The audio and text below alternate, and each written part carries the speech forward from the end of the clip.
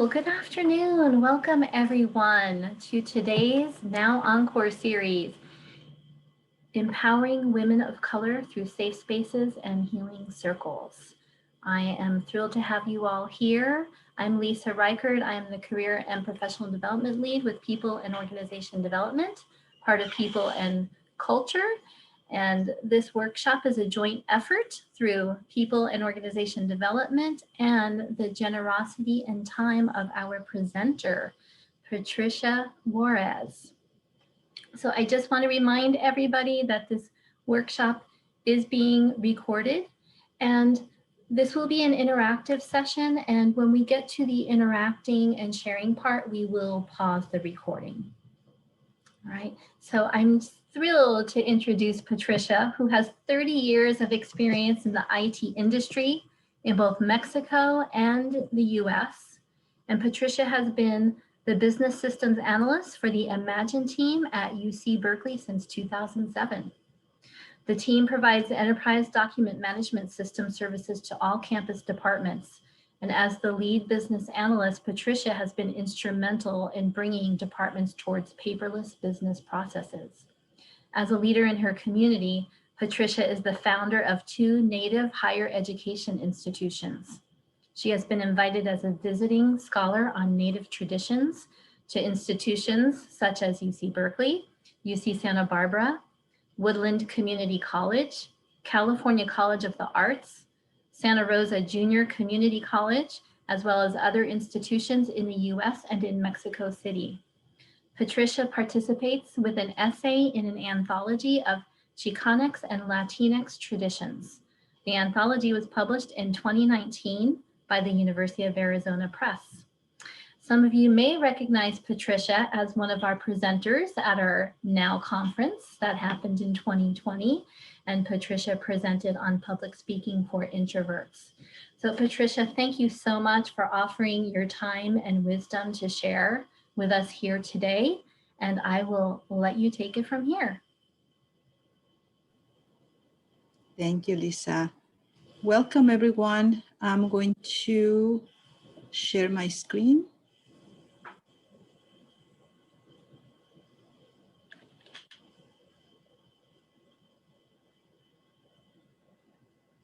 You can see the presentation, right?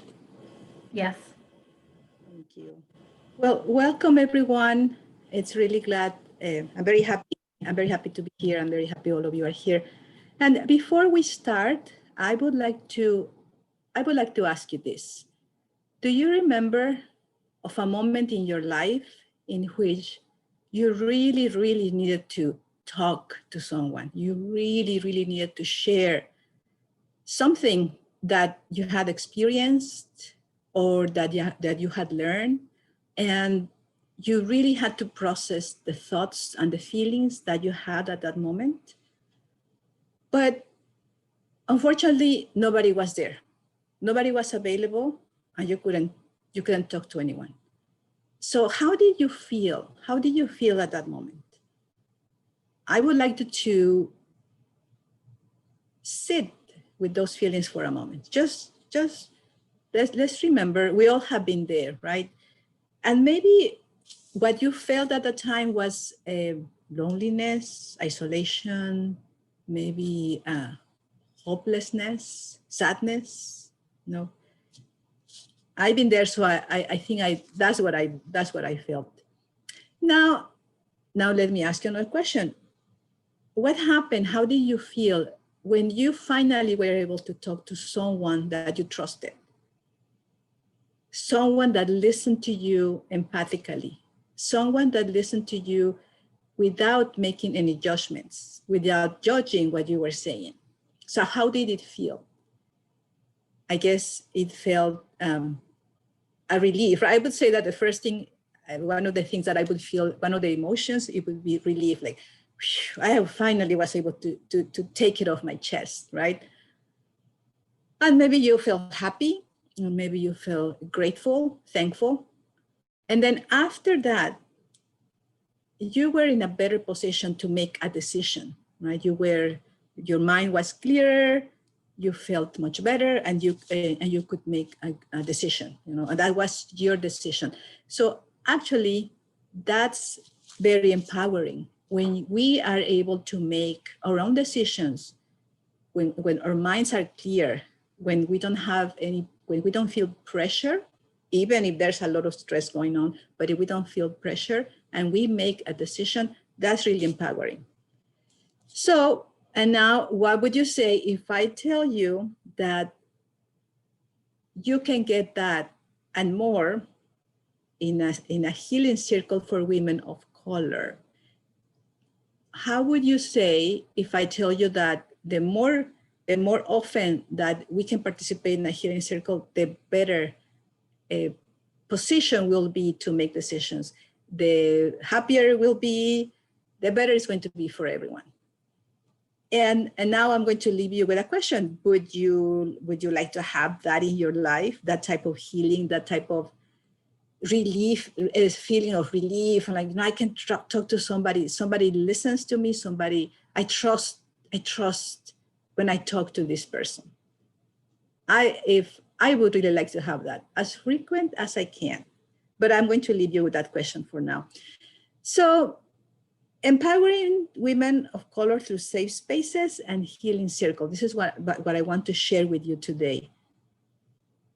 So our journey for today, I would like to invite you to come with me in this journey. I'm going to give you a little bit of context for those of you that haven't been in a circle, or even if you have, I would like to share some context with you. And then I'm going to talk about the circle per se, the protocols, how you can start your own circle. And we're going to have, as Lisa mentioned, we're going to have a portion of this session is going to be interactive because we're going to have a circle. And the goals for today is that we learn about safe spaces and the healing circle for women of color, what they are, about how the circles function, and then why you should start your own circle at your workplace. So to start, we're going to have a poll, the poll number 1. So Lisa, if you can help me launch the first poll. So have you been part of a circle of women of color?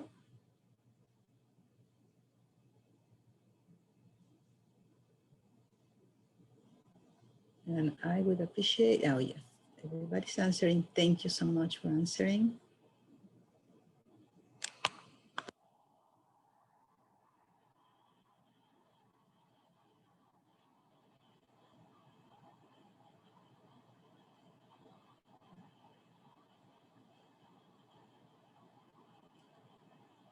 Thank you. So I'm glad to know that the majority has been part of a circle of women of color. So you know what I'm talking about. I'm going to share more information with you. And for those of you that haven't been, I think after this, you are, when you finish the session where you're going to be like, I'm going to have my own circle. I need to be part of a circle. It's really beautiful. So thank you for answering. So what I would like to talk a little bit about the context. So women of color have gathered since time immemorial.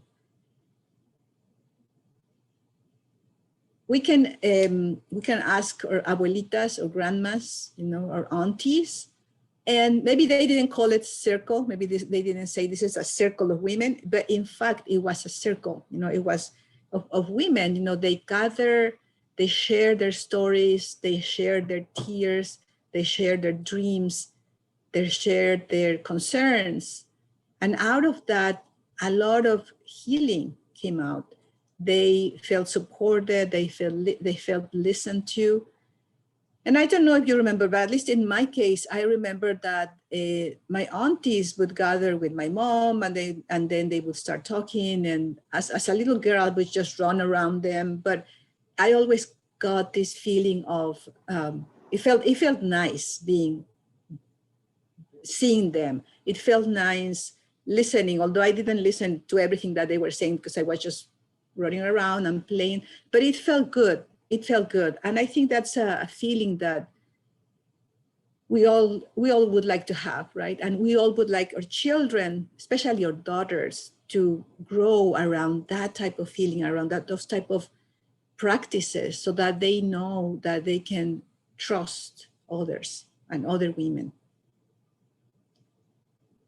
Now, for us women of color, and I was telling you about how it was for me when I was a little girl at home, but for us women of color, in the workplace, that's a different story, right?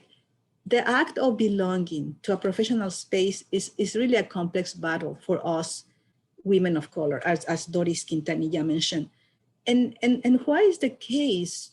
There's a lot of reasons for that, but all of us know, all of us women of color now, it's either one way or another.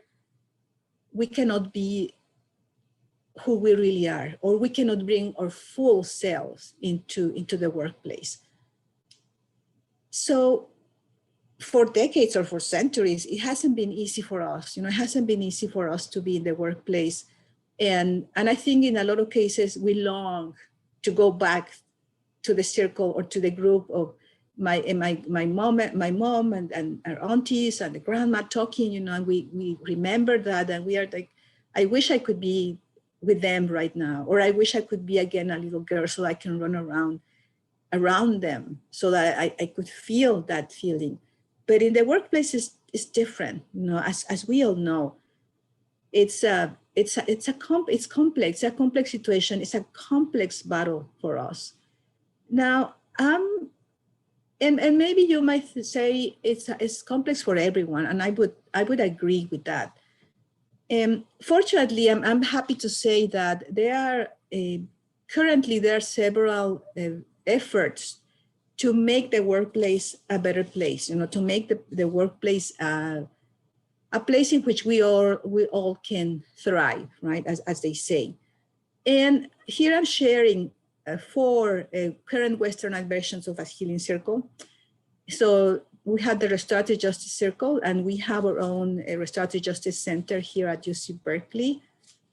And we also have nonviolent communication circles. I think that in Oakland, there are several circles. I guess right now they are having Zoom sessions. And there's also a concept that I almost recently I started hearing about, which is psychological safety groups. And also there are affinity groups and employee resource groups and so on.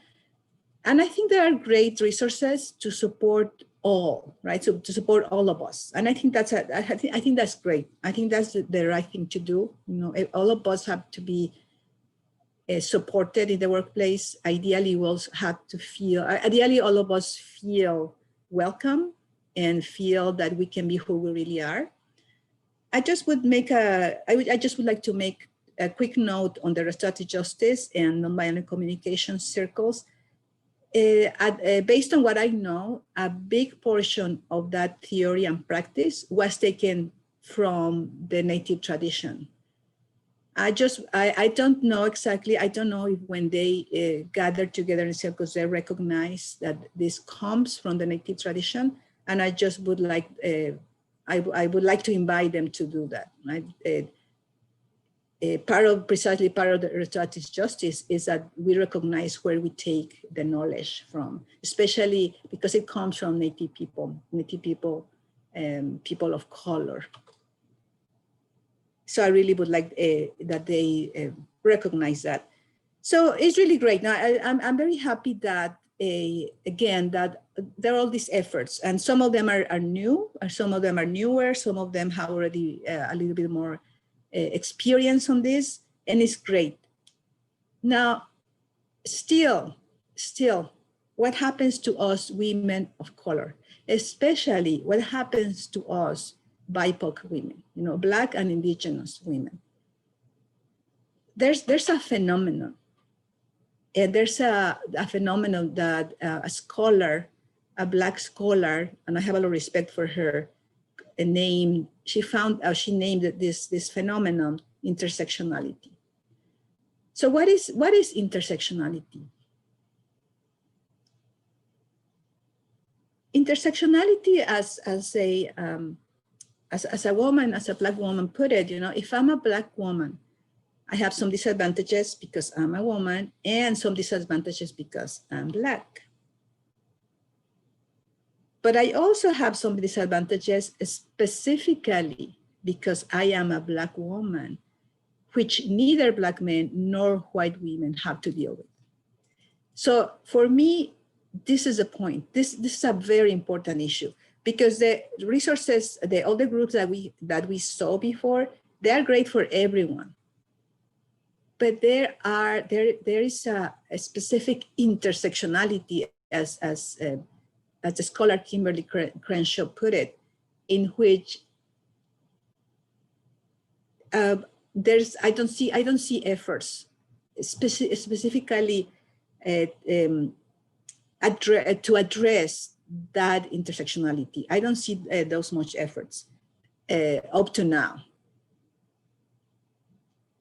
So that's intersectionality, no? Race, gender, and every other way to be disadvantaged interact with each other. And as the scholar Kimberly Crenshaw put it, if we aren't intersectional, some of us, the most vulnerable of us, are going to fall through the cracks. It might sound a little rough, but that's the reality. And those of us, BIPOC women, we know what she's talking about. Even if we didn't know the term intersectionality, even if we didn't know that theory, which is, I think it's a great theory, but we had experienced it, right? Again, there are lots of efforts that want to make the workplace a better place, and I'm very happy for that. Again, there's still this place, like there's this void in which those of us BIPOC women fall. So again, if we're not intersectional, some of us, the most vulnerable, are going to fall through the cracks. This is what has been happening. Because we can see it, with the status of the women of color in America. And this is just a sample because we can get a lot of data about how women of color are doing, especially BIPOC women.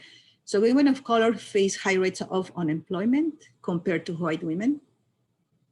Indigenous women and Latinx women, so here's where, again, BIPOC women report some of the lowest salaries, very, very low salaries. While the median household wealth for single white women is $41,000, a single Black woman will only have a median wealth of $100. That's just, it's a lot. I mean, it's a lot to take, right? It's $100. How can that be? And Black and Latinx women make up the largest share of working poor in America. Indigenous women have the highest poverty rates in America. I mean, and we can continue, right? Again, I only put some data here, and this data comes from Doris Quintanilla. There's also two movements that are happening right now, and I would like to call your attention to those two movements. One is Say Her Name. Say Her Name, as Kimberly Crenshaw put it, there are Black women that are falling through the cracks. And I think our moral responsibility is to say their names, like Kayla Moore. Kayla Moore, I live here in Berkeley, and she was killed here in Berkeley, few miles from where I live. So we need to say her name so that we don't forget who she was, and so that we are supportive of her, of all women. And also the other movement is on the Native side, is the missing and murdered Indigenous women. It's an epidemic. Hundreds, thousands of girls and Native women, Native girls, Native women have been killed, have been disappeared, and nobody outside of the Native communities talk about that. So those are some of the aspects, difficult aspects of for us, not because we are not intersectional, because our society is not intersectional. So now I would like to, since these are difficult topics to talk about, I would like us to take 2 deep breaths. So if you can sit with your back straight You know, because this is not easy. This is not easy for us. You know, it's never easy to talk about this, to share this type of situations that we are going through. So let's take 2 deep breaths. So let's take the first one.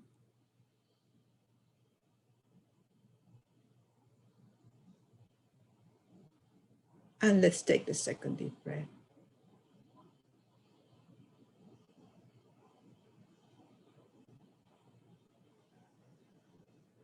So now that we have taken these 2 breaths are going to help us, I would like to ask you, how do you identify yourself? Let's see the how the sisters that are here with us right now identify themselves. So Lisa, can you please launch the second one? Thank you.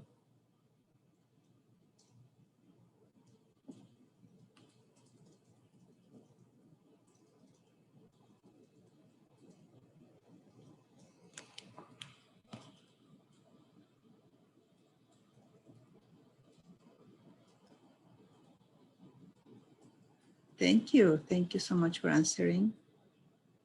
I think we're still waiting for one attendee to answer.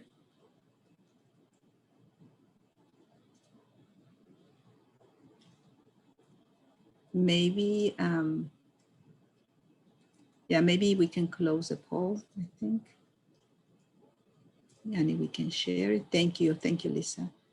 So we have some members are identify themselves as Asian, also as Black, Chicanx, Latinx, Native Indigenous, and other. So maybe the sister that identify herself as other, maybe later you can share with us. So thank you. If you can stop, thank you. Thank you, Lisa. Thank you for sharing how you identify yourself. That's it's very important to know how we see ourselves, because guess what? So here is what the other part that I want to share, which is share with you, which is very important, is the circle of women of color. This is a lot of things that I have been talking about so far, or a lot of hardships. We can talk about them in the circle of women of color. So let's talk about what they are. Why are safe spaces needed? Why we as women of color need a safe space? And also let's talk a little bit about the protocols, so that I would like this session to be like I would like to plant a seed in your heart, so that you can start thinking about it, start feeling the need to maybe start your own circle, or continue going to a circle that you have been part of. So this is I really love this painting. It's from women in Chiapas. You know, if you don't know Chiapas, it's a southern eastern state in Mexico City, and these women are very strong. I have a lot of respect for them, and they gather together. They have their own cooperatives. They are working hard. They are indigenous. So, as Kimberly Crenshaw, they are a group of women that would fall through the cracks, or that have fallen through the cracks, because society don't pay attention to them. But they have their circle. You know, they have survived, and they are surviving. So what is a healing circle? It is a place where we come together to co-create a safe space where all range of issues, and there could be tough issues, there could be the issues that I was talking about earlier, but there can be also beautiful issues, and all that can be faced by listening and sharing in a circle of support, truth, and compassion. This is how Trini Tlazolteo Rodriguez put it in Voices of the Ancestors. And when this happens, the entire circle can gain from the beauty and empowerment of this experience. It is really medicine for us all. Those of you that have been part in a circle, you won't allow me to lie, but it's really healing. Even even if you didn't speak, even if you only listen, or even at the point in which you are only listening, it's really empowering, it's really healing to be able to listen to other women of color, to listen to their experiences. In a lot of cases, regardless of our age, regardless of the age difference, regardless of the background, we find that we have very similar experiences, or that what a young woman is experiencing, I experienced it 20 years ago. So then I can share how I faced that situation, or what I learned from that situation. And everybody, just by being there, everybody heals. Everybody uh, um, gains a lot. Everybody, you can feel the support. So it's really beautiful. And as I was mentioning, we need our own safe spaces. We, women of color.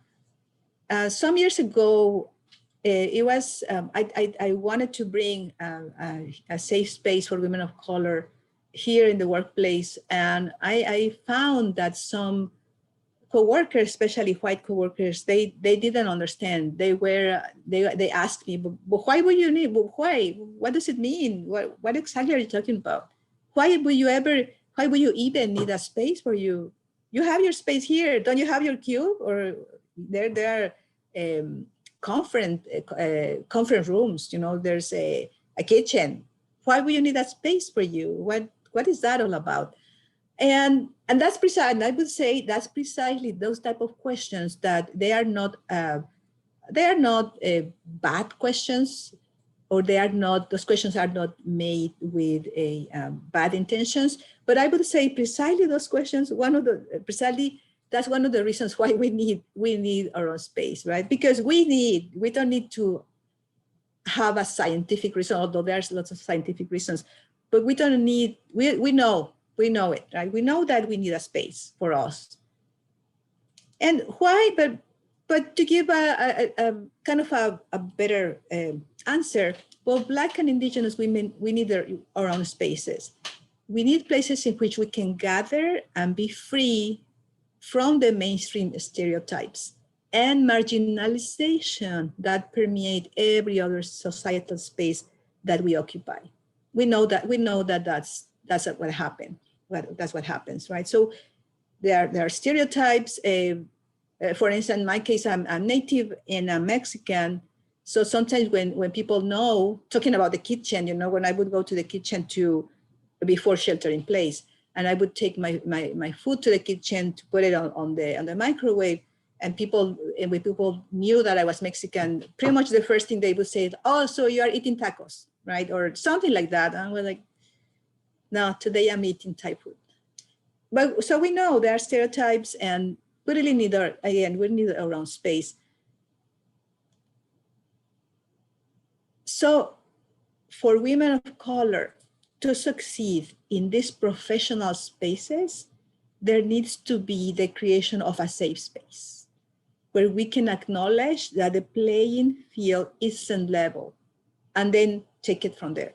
And I show you the data, some slides ago about the type of salaries that we women of color, especially BIPOC women, get, and the level of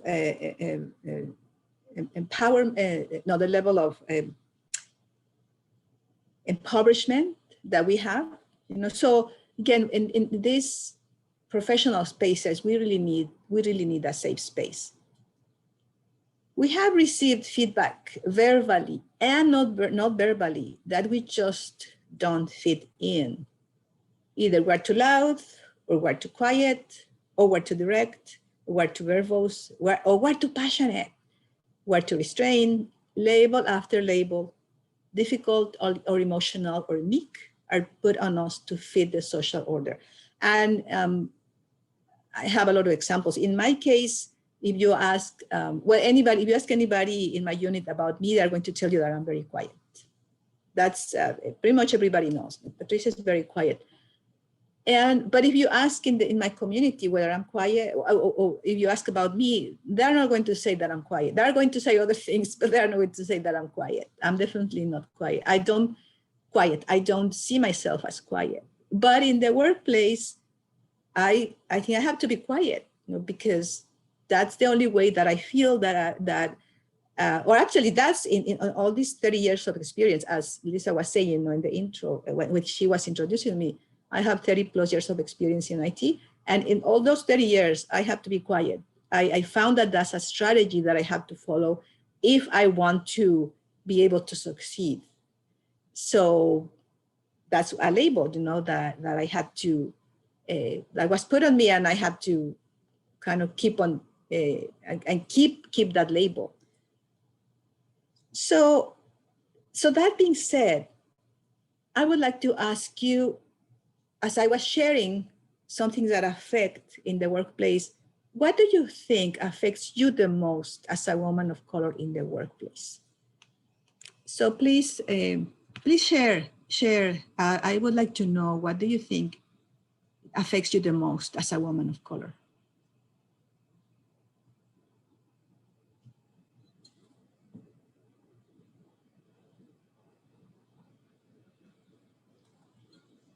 And I see some attendees are answering.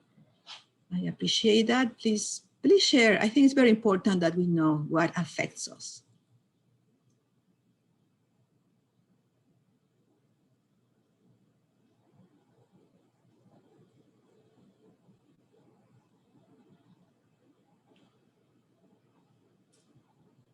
Thank you. Thank you for answering, and it's very telling. It's very, very telling. I would agree with you. Microaggressions are a big portion of our lives. Sometimes we get not only daily microaggressions, but several microaggressions the same day, and we have to just either pretend that nothing happened. And sometimes something that happens to us as women of color, that I have witnessed and I have done myself, is I second guess myself.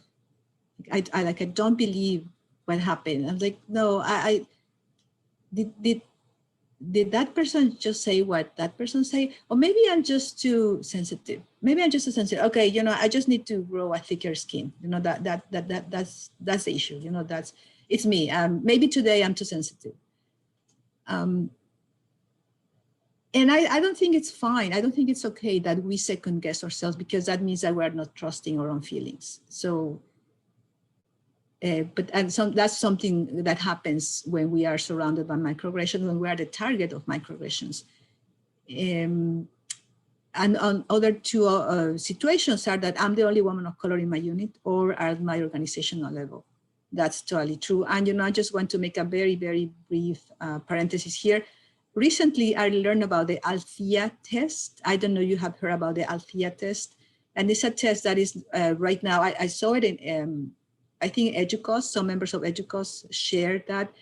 And that's a test that is being applied, or well, the universities are applying about, and there are several questions. One question is, can you name 2 BIPOC women at the leadership position in your universities?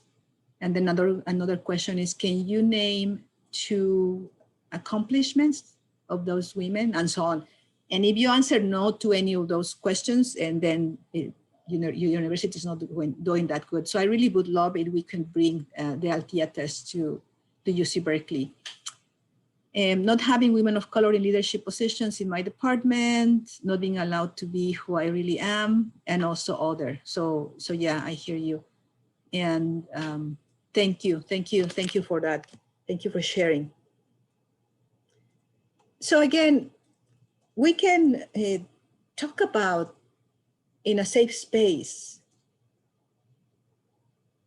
about the things that are happening to us, the things that we're experiencing.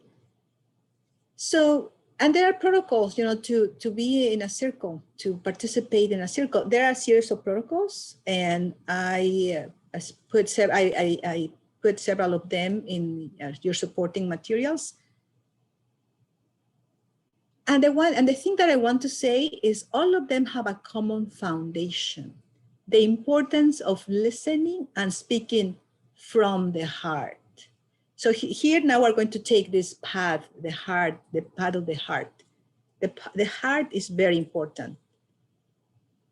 So listening from the nonviolent communication theory and practice, it's empathy for others. Listening compassionately to the feelings and needs of others. Listen with your whole being and presence, with your attention on what you are hearing expressed. Relax your body and take your time. Breathe, pause, and trust whatever emerges. That's from the nonviolent communication theory and practice. And again, as I mentioned earlier, a big portion of this practice, theory and practice, was taken from the native tradition. So I agree with what they're saying. Now, in the native tradition, how do we do it? Besides what it was mentioned in the nonviolent communication theory and practice, in the native circle, we all try to be either good host or good guest. When we are in a circle, we are either of the two. Host, you are a host if you are holding the circle. You are a guest if you are attending the circle. And in the native tradition, we are very respectful of when we go visit a house, right? That's what happens to us right now also. When we visit the home of a friend, we try to be good guests, right? We are not jumping up and down in the chairs or no, wherever they ask us to sit, we sit there, right?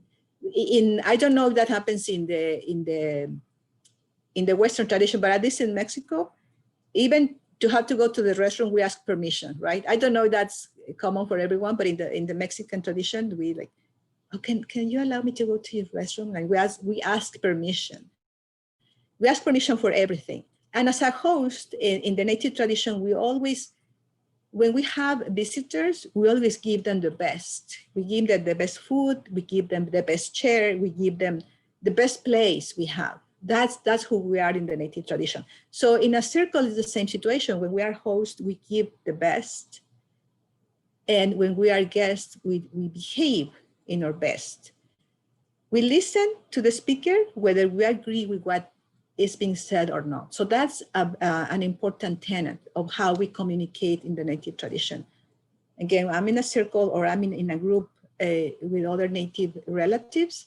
And again, even if they say something directly to me that I disagree with, I don't respond or I don't reply like, no, you're totally, no.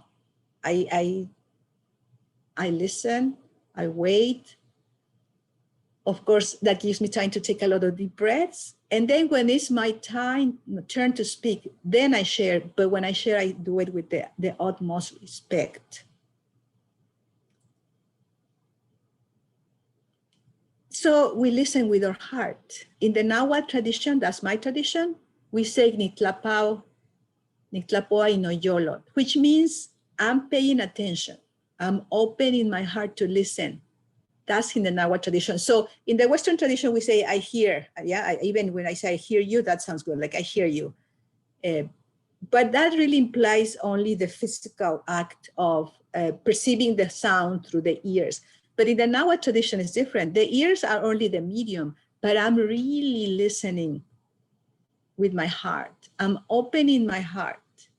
That's the important thing. When I'm listening with my heart, not only my ears, again, my ears are only the physical medium through which I'm getting the sound, but I'm paying attention with my heart. That's the most important thing. That's what we do in a native circle.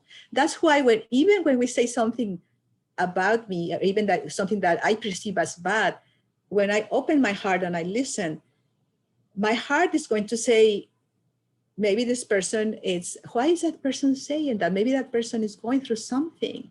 So instead of saying, no, that person is totally wrong, right? So it's the different perspective. So now the other side that I was sharing, speaking. So we have the two sides, listening and speaking. Speaking, again, let's start with the nonviolent communication theory and practice is empathy for others, honestly express your clear, not judgmental observations, your own feelings and needs. Be aware of what's alive in you. Be aware of how you feel. I'm getting angry, or I feel really good, or I really like this, or this makes me feel a little uncomfortable. So that's another important part in our tradition. Know ourselves, know our feelings, be in touch with our feelings. We have to, again, have and keep an ongoing awareness of observation, feelings, and needs. We have to have a willingness and courage to express those feelings and needs. So a desire to be vulnerable, not to be vulnerable, because we are in a safe space, so we can be vulnerable. We can say, I feel hurt right now, or I feel very happy. I just graduated or something. Or I just realized that I'm in love, so I want to share this with all of you. And we also have to have this willingness to make clear and detailed requests. So I'm feeling hurt. I would like to ask you, please, to be compassionate towards me. So clear request, or can we please take a moment? Can we please, make those clear requests? Speaking from the heart, in the Nahuatl tradition, in the native tradition, we always give thanks. Really, really, we always give thanks. When we open up, we give thanks to those that were here before us, because we always honor our ancestors. Honoring our ancestors is just fundamental for us. It's fundamental for being who we are. We always need to, we always do, we don't do it, we feel that's when we feel alone, when we do not honor our ancestors, when we don't think about them first. We also give thanks to the holders of the circle, in this case, to the person that is holding, that is initiating, or the facilitator. We give thanks for being alive. How many times do we give thanks when we wake up in the morning, the first time when we open our eyes? How many times do we say, I'm very thankful because I'm alive. Thank you for this day. Thank you that I can open my eyes. I'm so grateful that I can see the light, that I can see the sun, that I can see my family, I can see my loved one, I can see my children. This is healing. Being thankful is, in and of itself, is healing. We respectfully share our message, again, like I mentioned earlier. Even if we disagree with what was being said, we say it in the most respectful way. And when we close by giving thanks. So speaking from the heart in the Nahuatl tradition, Nimitsamaka Kampecatle no Yolot, which means I'm offering my heart in the Nahuatl tradition. When I speak, my heart is speaking for me. My mouth is, again, is only the physical means through which my heart speaks, because the speaker, so to speak, is my heart. And I don't know if you know Lila Downs. If you don't know Lila Downs, I really would like to invite you to listen. She has beautiful voice. She speaks with her heart. And as she says, yo vengo a ofrecer mi corazón. Yeah, Lila Downs. If you haven't heard from Lila Downs, I really, really would like to encourage you to listen to her. After this session, Google her, go to YouTube. There's lots of videos from her. She's great. So I have been speaking a lot about the heart. In the native tradition, the heart is one of, I would say, this is the utmost, it has an utmost importance for us. This heart is central for what we do. The heart is central for who we are. The heart is central for how we act, or why we don't act. This heart is central for our thoughts and feelings. So since the heart is central, when we are together in a safe space, in a circle for women, we build together a centerpiece, or heart. In the Nahuatl tradition, we call it momostli. That's the heart of the circle. As with any heart, we respect it, and we don't walk over it or throw stuff in it. Like your heart, right? Those of you that have children, you protect the hearts of your children. And you don't want anybody to hurt the hearts of your children. And at the same time, you have to protect your own heart, right? Even if you don't have children, or maybe you do, but you also have to protect your heart. So we do the same with the heart of our circle, because that's what is, it's the heart of our community. So we don't throw stuff on it, we don't walk over it, and when we are putting it together with happiness, with love, with, this is the one that is going to hold us together. And this is a mostly that I built a few days ago. Actually, I still have it right now with me, with cempasúchil flowers, now that we are very close to Days of the Dead. So I built this when I'm preparing for this session. And so I still have it here with me. Now the flowers are a little dry. But what we do with the momosli, you can have momosli, the different type of momosli. One of the things that we look in a momosli is that it has to be symmetric, so that your eyes and your heart feel that, oh, this looks good. Because I like this. I don't know what you think about this momosli, but I really like it. I'm very happy with this momosli. And then, so how do we, I've been talking a lot about this right now, but then how do we start around circles amidst a not so supportive environment? I have friends, women of color, ask me, but how do you do it?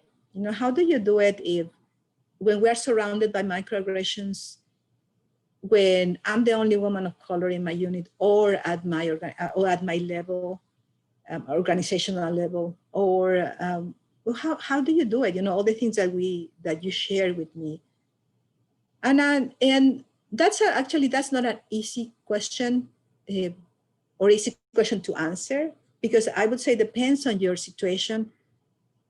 But so I really thought about how we can do it, how you can do it, what I wanted to share with you. And I would say that regardless, find ways to gather together. If you cannot have like an official circle, just call your friends and after shelter in place, let's gather together. Let's go bring our lunch together. We don't need to go to a restaurant. Let's bring our lunch together and sit together and talk. Or maybe just take 10 minutes of your day, or 15 minutes, mid-morning or mid-afternoon, and just call your friend and gather with your friend. If you can gather with 2 other friends, that would be great. Talk to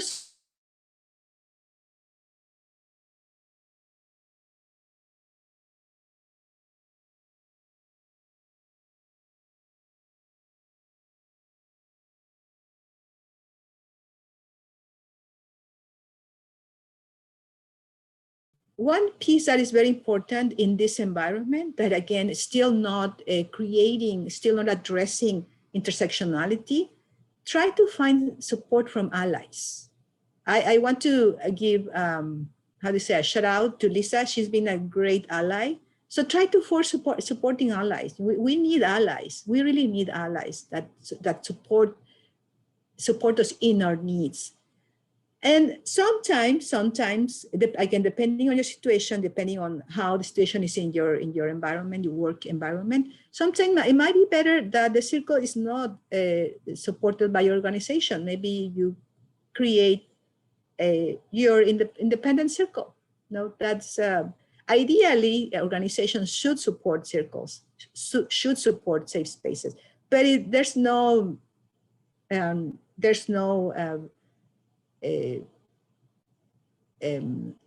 good space for that at that moment. Well, maybe soon, but you can start your own one, maybe, and you can start it independently. So now I would like to ask you this question. Would you like to start your own circle? I hope you would like to.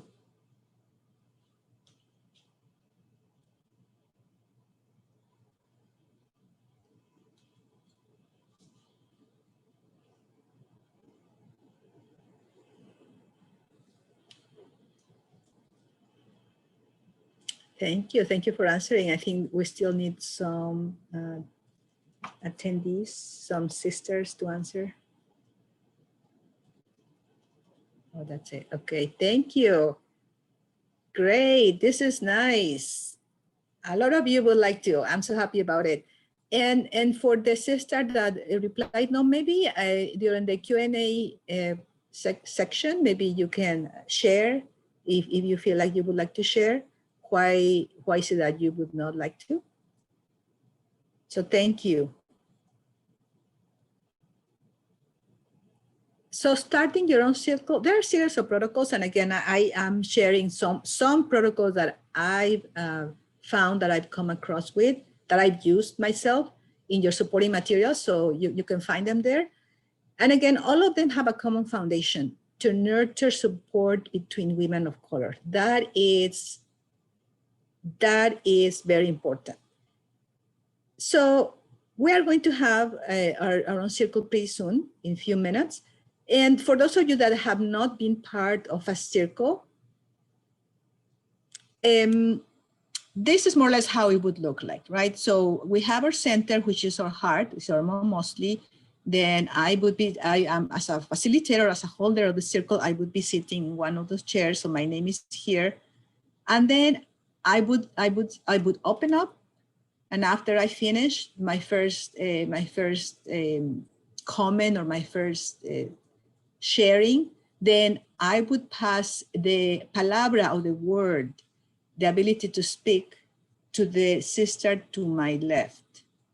So I'm here, and then I would share it, and then it would go all the way until everybody share their thoughts or feelings, or their truth, and then until the facilitator, in this case me, gets the palabra or the word again. So we have our circle for today. So I'm going to open up by giving thanks. Then we're going to set the intention. We're going to take 4 deep breaths. I'm going to pass the palabra or the word to the sister. And if you notice the word sister, not only sister, but sister. And we are sisters and we're stars.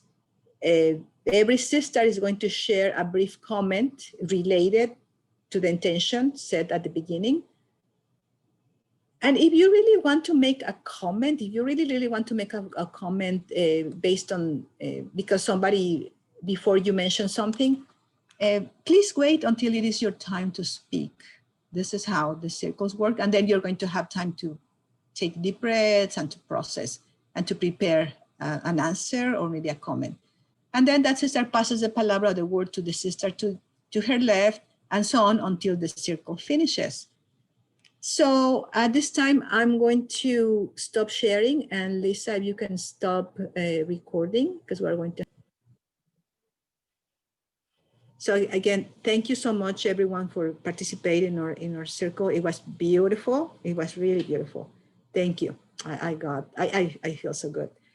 So, and just to resume our slides, so safe space is about freedom and trust. It's about creating a location where marginalized groups can separate our experience and redefine ourselves away from a hegemonic or privileged group. Safe space is also about centering our experiences as the norm, the oppression, the harassment, the discrimination, and building solutions around those realities. It's about being honest about the histories women of color have faced and continue to face. So in final thoughts, I just would like to share that I'm very appreciative of all of you being here, of all of you sharing, of all of you listening to me. It has been very healing for me to be surrounded with all of you. And I hope this is not the last time. If it was the first time, I hope we continue. You are all invited to meet together again, hopefully soon. And reach out to me if you have questions. We can make ourselves powerful. We can empower ourselves when we support each other.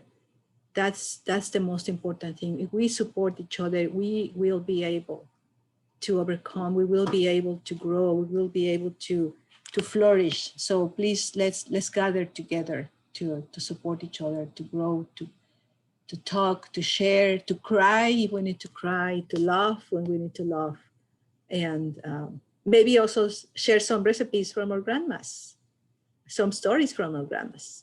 So with that, I just want to say thank you so much, Plaza Kamati, and I'm going to stop sharing now.